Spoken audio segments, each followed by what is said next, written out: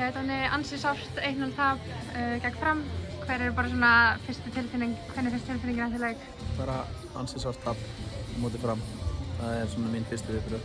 Þetta var bara jafnleikur og 0-0 hefði bara snakið úrslit. Hefði úrslit út frá færum sem voru sköpuð og hvernig leikunum spilaðist, þannig að bara glata að tapa í lokin.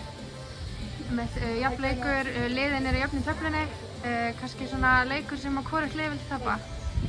Já, bæði lið vildi bara vinna og en alveg rétt hjá þér, þetta var alltaf mjög lokaður leikur og örugglega frekar bara leiðilegur leikur að horfa á mörg leiti og spilaðist ekkert sérlega skemmtilega en ég bara 0-0 hefði verið sanngjarnt úrslit þannig séð. Við fengum dauðafæri í byrjun hérna einn á móti markmanni og svo fá þeir þetta eina færi í leiknum, þannig að 0-0 hefði bara verið sanngjarnt heilt yfir en það var ekki þannig. Laufey Harpa fer út af í fyrri hálfleik með, hver staðan á henni? Já, hún tóknaði kálfa og vonandi verður hún bara í lagi eftir pásuna og Elisa Bríett náttúrulega ekki með okkur í dag heldur. Hún er náttúrulega búin að vera einn albesti leikmann okkar og það munar líka alveg það í ekki stærri hópur en við erum með því mér. Hvernig staðan á Elisa Bríett?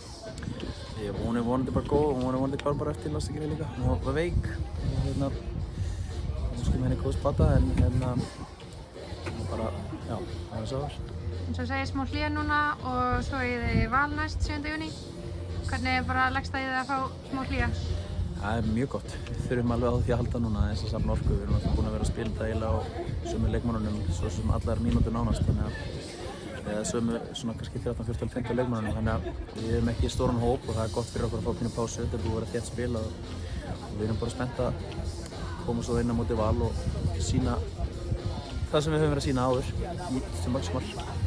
Takk fyrir þetta, gangi ykkur vel. Takk.